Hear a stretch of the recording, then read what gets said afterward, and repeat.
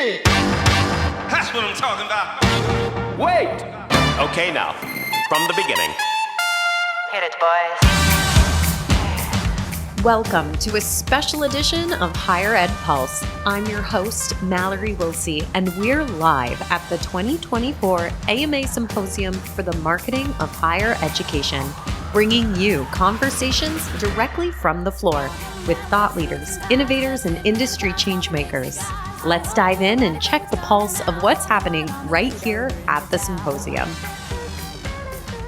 And we're here live at AMA. This is Mallory Willsea, and I am sitting across from Dan Giroux, the AVP of Advancement, Communications, and Stewardship at Drexel University. Dan, the conference hasn't even technically fully kicked off yet, but here we are on Sunday afternoon, and I'm wondering, what are you looking forward to most? We're in Vegas. We got a really awesome few days of learning ahead of us. Yeah, thanks so much for having me. Really excited to reconnect with a lot of colleagues. Throughout my career, I've been on the agency and in-house side, so I know many folks here over the next couple of days. I'm excited about just being re-energized by all of the conversation from different areas of higher education marketing, and in particular, the session I'm giving on Monday that focuses on advancement. And personally, I think it's a little bit of an underrepresented topic in higher education marketing communications, so looking to represent that area and see others who are doing the same. So like I said, the conference hasn't gotten into full swing yet, but if I had a crystal ball and I was looking into it, I have a feeling that the topic of artificial intelligence is going to be one that we hear a lot about over the next couple of days, both within sessions and just as people are networking and walking around. And, you know, I agree with you. I think advancement is underrepresented at events like this one. So that's part of the reason why I'm so excited to be chatting with you today. And in fact, I'd love to drill into artificial intelligence within the advancement realm and talk about some use cases and kind of what you're seeing. So maybe we should start, Dan, with kind of just giving our listeners the lay of the land. Yeah, I think starting with why does AI matter? In advancement, you've got opportunities to enhance efficiency, personalize engagement, which is really important because for the most part, we know who our constituents are and we need to demonstrate that.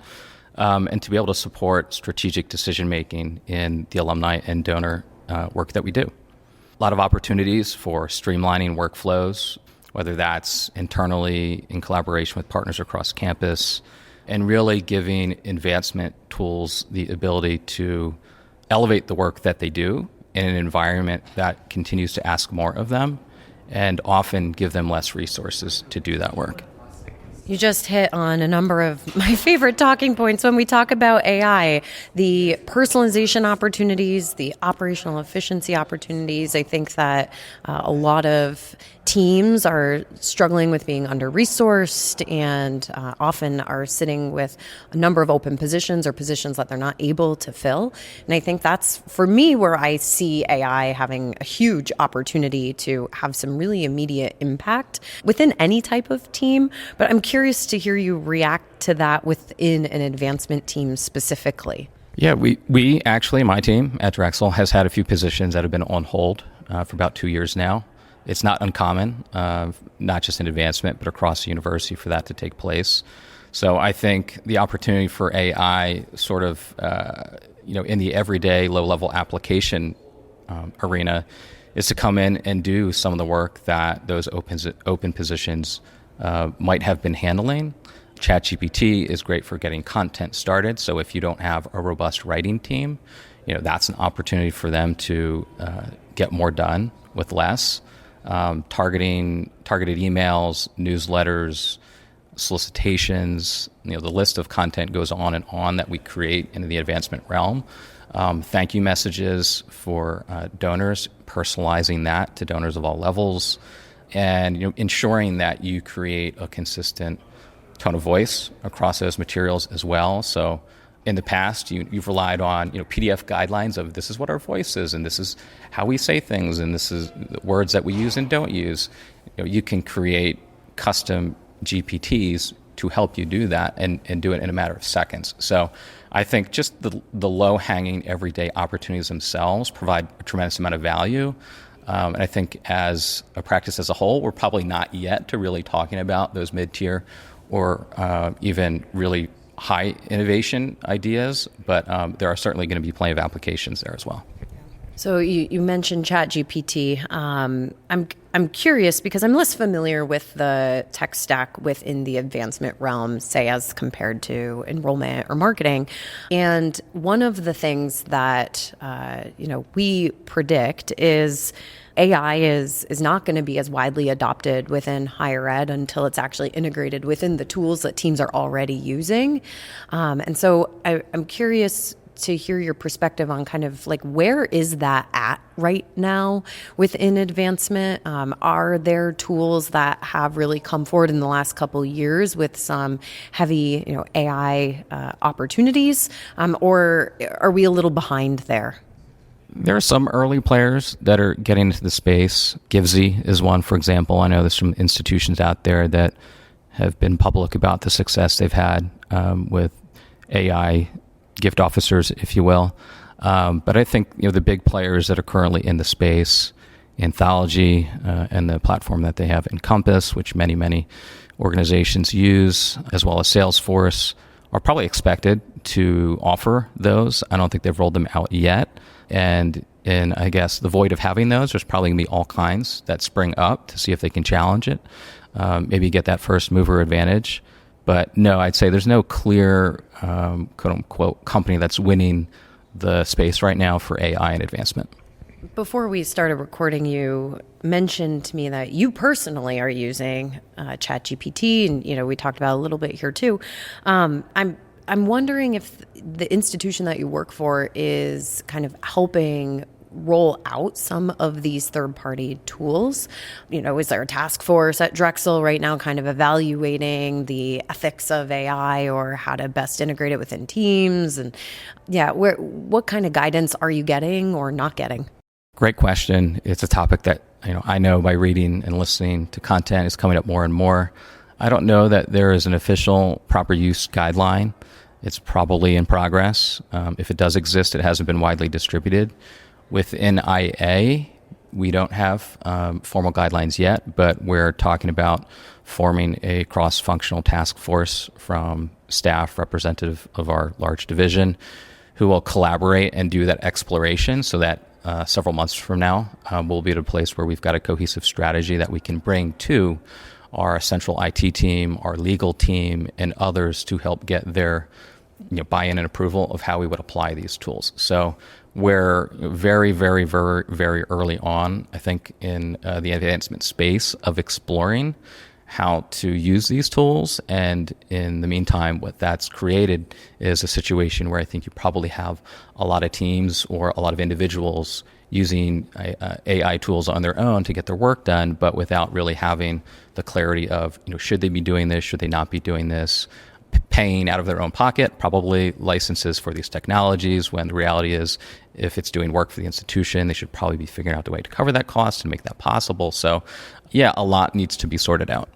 Let's go back to some use cases. As we've been chatting, it occurred to me one really interesting use case might be around some predictive modeling for donors and, being able to ingest an individual's donor history with an institution and then have AI come up with not just the messaging and the communications, but actually maybe even the offer itself. And then I think about, expanding that to the entire donor base. There's going to be some commonalities that could certainly help with campaign development. So that's just one that comes from the non-advancement, but marketer's mind. I'm curious, what other use cases you're seeing or if you're actually implementing any right now. There are some tools that do essentially predictive modeling that advancement shops use. It's definitely an opportunity for AI to be integrated into that ecosystem.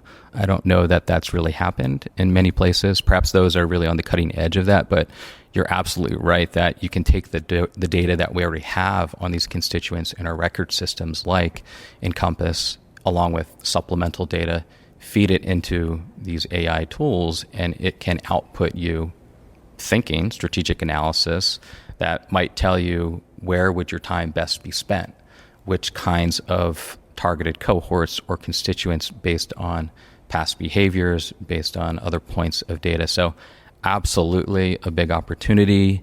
Is it being done with AI that's emerging on the scene right now?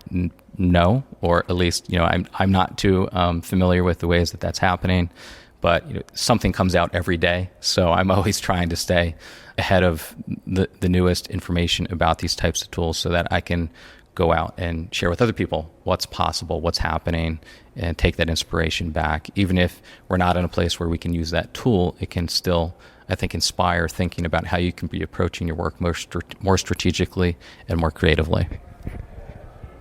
So for a listener who's not in Vegas with us and feeling the FOMO, give us a little preview of your session on Monday. You mentioned navigating strategic shifts and elevating advancement marketing. So what will attendees be able to expect from that session? Yeah, thanks so much for asking. My session's on Monday afternoon, and I'm using my experience at Drexel over the past 7.5 years as sort of the backdrop for helping to share some insights and key takeaways with whether you're in advancement on an advancement Marcon team or what I call advancement adjacent. Maybe you're essential university marketing and communications professional or school and college. There's a little bit of something for everyone where you can walk away with this with an understanding of how an advancement team can continue to evolve and become a more strategic team and partner, sort of despite the continuous stream of strategic shifts that continue to happen in higher education and, quite frankly, over the past couple of years have seemed to increase in frequency. Well, Dan, I know we've got a busy night ahead of us. Any parting thoughts before we wrap up this conversation? Just that I'm a big believer in continuing to be curious and learn. So whether you're fortunate enough to be able to attend this conference or not, I would encourage everybody to every day learn, read, listen to podcasts, figure out how to become better at your craft. And same goes for AI. There are a lot of tools out there that offer free versions, or for a few dollars, you can get the next level up.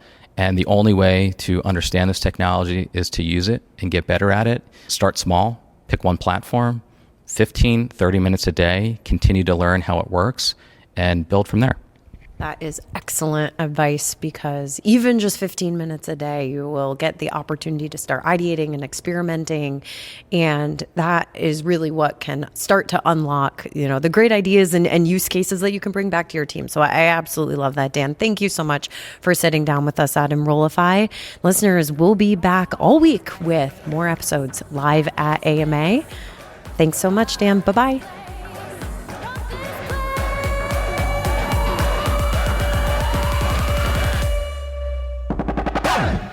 The Higher Ed Pulse is part of the Enrollify Podcast Network. If you like this podcast, chances are you'll like other Enrollify shows too.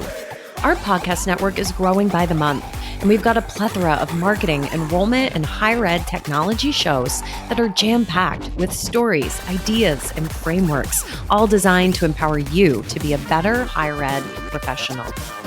Our show helps higher ed marketers and admission pros find their next big idea and features a selection of the industry's best as your hosts.